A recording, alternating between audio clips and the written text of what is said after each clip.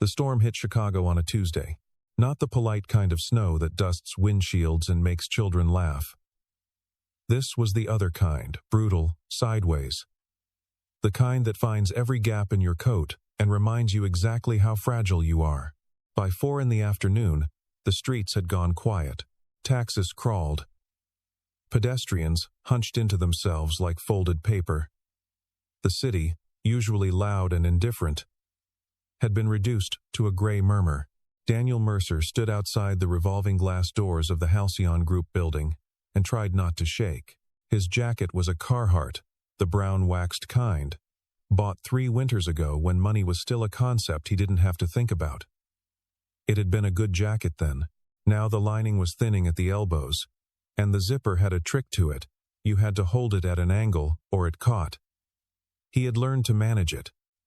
He had learned to manage a lot of things. He was 29 minutes early.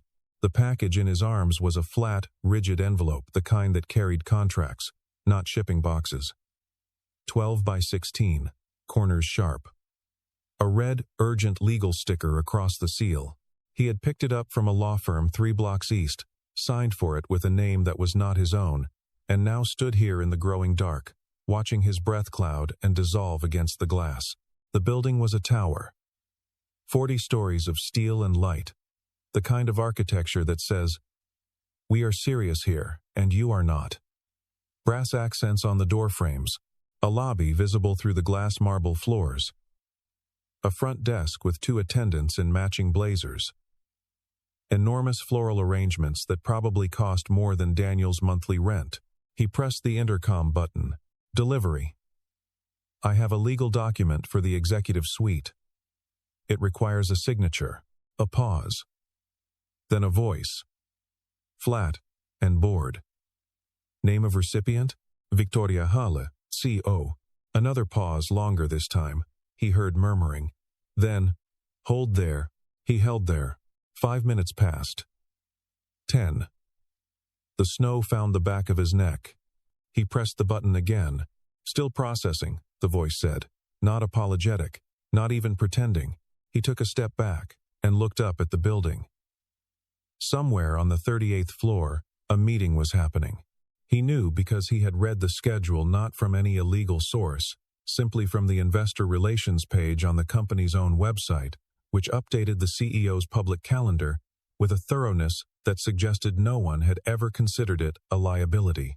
He also knew that the document in his hands would expire contractually, specifically, with penalties if not signed and time-stamped before close of business today. That was by design. His design, not the lawyer's, not the firm's, his. Everything had been structured down to the last minute, the last hour. The door swung open.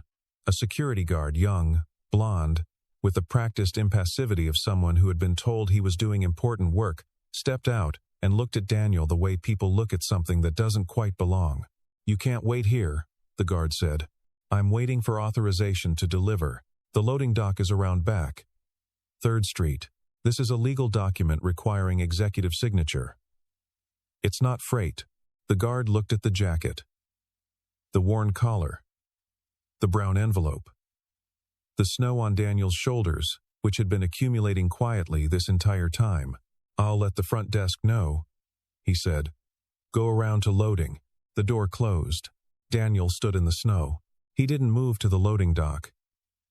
He stepped to the side, just out of the wind shadow of a concrete pillar, and waited. He had learned early, the hard way, in a different life, that the most powerful thing you could sometimes do was simply stay. Not argue, not escalate. Just remain present. In the cold. Holding the thing they needed. He waited 17 more minutes. Then the revolving door turned, and Victoria Hale walked through it. She was not looking at him. She was looking at her phone, and she was mid-sentence with the woman behind her, tall, sharp-faced, carrying a leather portfolio. Victoria Hale was 32, dressed in a charcoal wool coat that fell to mid-calf. And she moved the way people move when they have never, not once in their adult lives, been kept waiting for anything. She was beautiful in the way certain buildings are beautiful, precise, symmetrical. designed not to be touched, Daniel said, quietly but clearly. Miss Hale. I have a time. Sensitive legal document from Whitmore and Associates, requiring your signature before close of business. She slowed. Looked up from her phone. Looked at him. The look lasted maybe 2 seconds. He saw her take in the jacket. The snow. The envelope. The absence of a company uniform. Leave it at the front desk, she said, and turned back to her phone. The firm requires a direct signature. I heard you. She didn't look up this time. Leave it at the desk. Melissa will handle it. Melissa cannot sign on your behalf then come back tomorrow. She was already moving toward the town car idling at the curb. Her assistant fell into step beside her. The door opened. She got in. Daniel stood there. The car pulled away from the curb and disappeared into the gray curtain of snow. He held the envelope. He looked at it. He looked at where the car had been. Then, carefully, he tucked the envelope under his arm and walked back to his car, a 7-year-old Honda with 140,000 miles and a heating system that worked on odd-numbered days. He sat in the driver's seat for a moment without turning the key. He wasn't angry. That was the thing people never understood about him. He had trained the anger out so thoroughly over the past 2 years that sometimes he had to check whether it was still there. It was. It had just changed shape. It had become something quieter, more patient, more useful.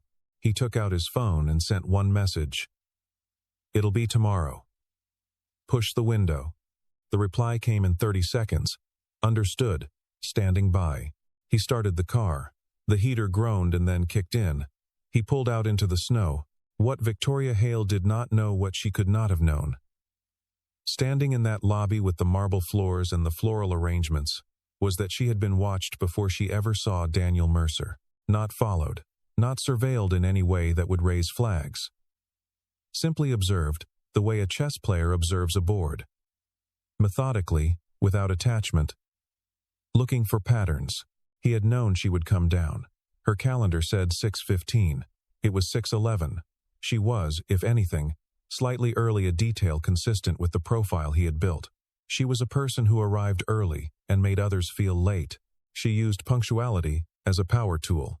He had known she would be with the assistant Carla, whom he had never met but whose LinkedIn profile suggested someone deeply competent and entirely loyal to her employer. He had accounted for Carla. What he had not fully accounted for was the specific quality of her dismissal. He had been dismissed before. Twice, in different cities, by different people, who had later found themselves in difficult positions. Each time, the dismissal had been efficient and abstract, the kind where you sense the person categorizing you, filing you somewhere irrelevant. This was different. She had looked through him, not past him, through him. As if he were a pane of glass between her and wherever she was going. As if his presence registered at the level of weather or traffic, something to be navigated rather than acknowledged. Leave it at the desk. 3 words. No eye contact for the last 2 of them. He had seen grown men falter under less. He had seen men with MBAs and corner offices crumble at a fraction of that coldness, apologizing before they'd done anything wrong.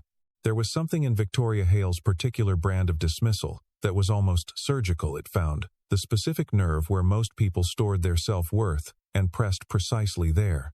Daniel did not falter, but he did feel it. That was important. He wasn't made of stone, and he was aware that pretending otherwise was its own kind of damage.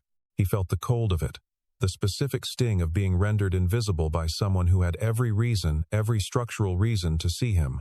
He filed that away too. Back home, his daughter was waiting. Her name was Lily. She was 7 years old.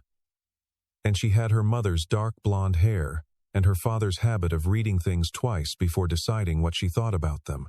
She was sitting at the kitchen table when he came in, doing something with construction paper and safety scissors that had produced, so far, what appeared to be an abstract landscape. "You're cold," she said, without looking up. "I'm fine. Your nose is red. Deer get red noses sometimes. I'm fine." She considered this.